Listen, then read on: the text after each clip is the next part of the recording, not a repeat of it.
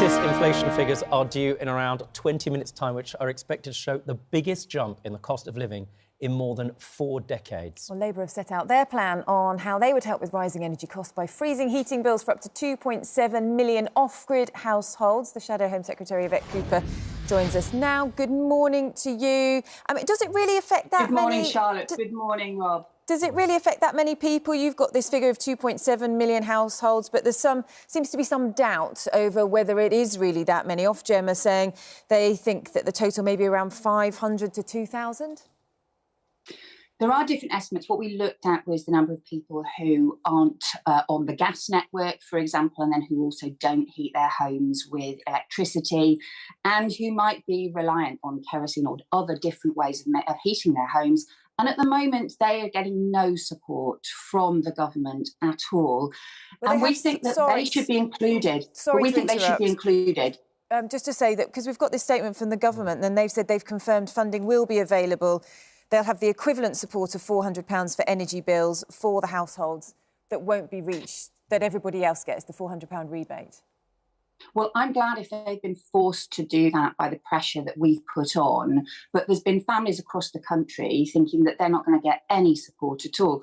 But we're also just going further, because this is part of our plan across the board to say that nobody should be paying a penny more on their energy bills this winter, because bills are shooting up. I spoke to a family yesterday who are really worried. They just cannot afford to pay what they're expecting their bill to go up by in October, worried they're going to end up being evicted, worried they're going to end up not being able to afford their food bills.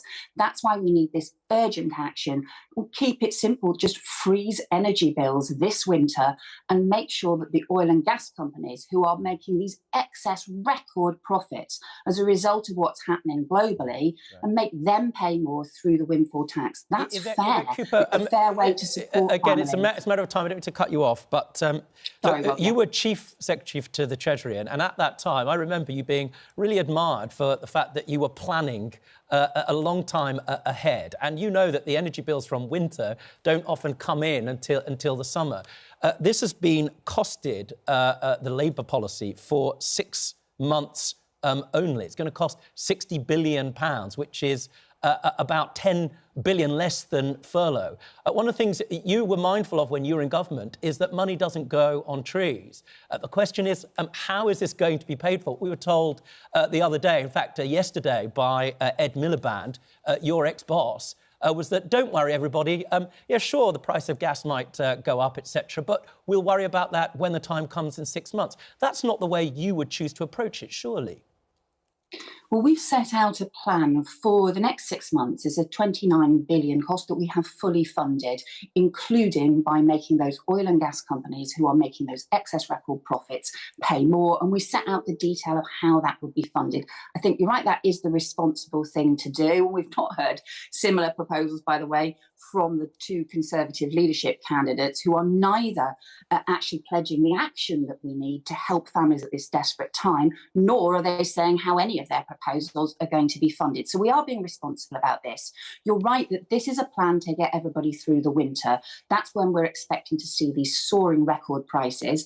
We've got a period of huge uncertainty at the moment. Nobody knows what's going to happen to energy bills and to prices by the time we get to April, and that's why we'll have to look at this again in advance of what happens in April. We've announced this in advance of the price rises being expected to be announced in about 9 or 10 days' time, because we think families ought to have that certainty. I mean, really, the government's got just over a week to sort out a proper plan, and they're missing in action. Well, it's 10%. It looks like prices are going up. The cost of living's going up. It's a crisis. It seems to be acknowledged by both sides. Now, I wonder, Shadow Home Secretary, what your view is of Liz Truss's comment that, albeit from some years ago now, that people just don't graft outside of London, but, they work a bit harder in China.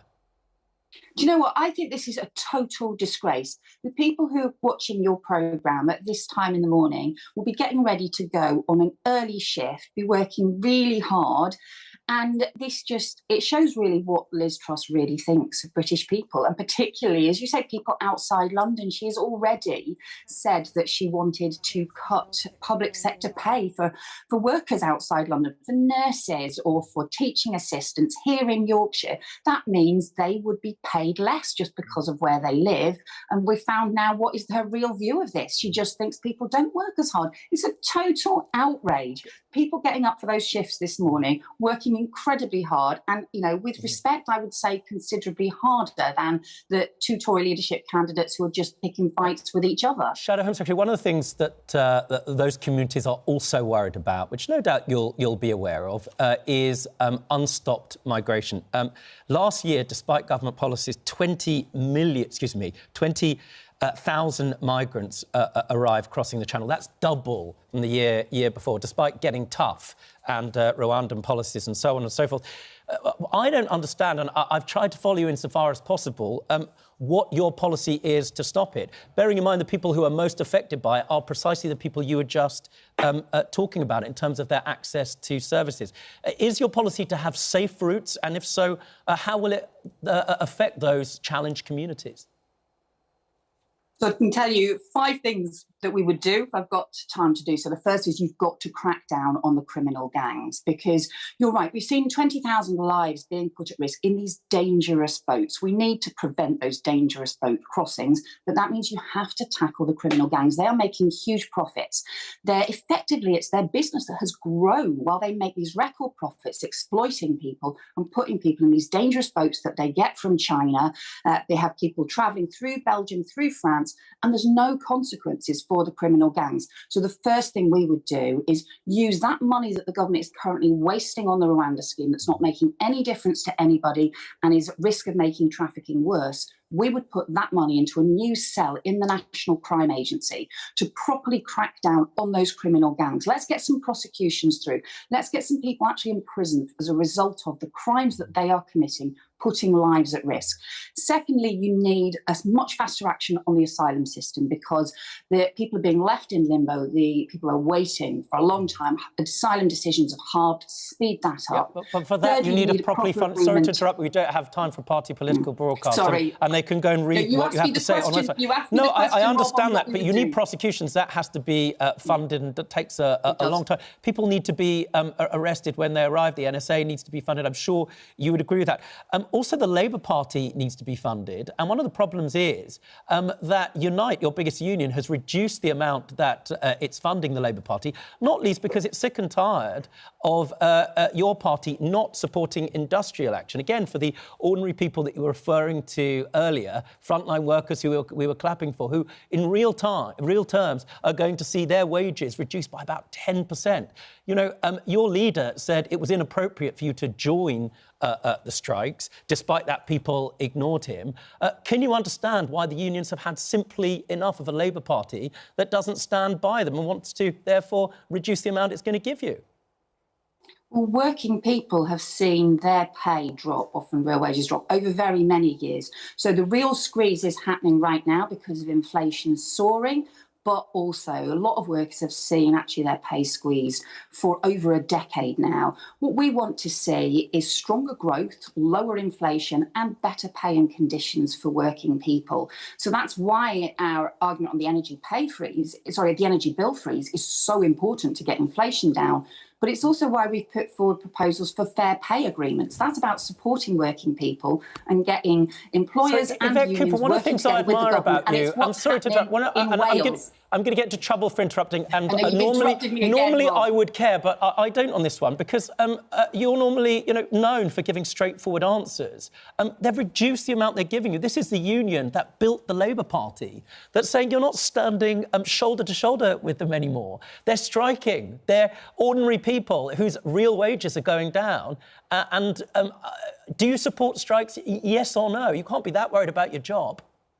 No, We support people's right to strike. Of course, it's really important. It's how working people over very many decades have had to be able to try and argue for better pay and for better conditions. And people have that right to withdraw their labour. But we also want to see a proper government plan. We're trying to be the next Labour government. That's, I think, the point that Keir Starmer has made.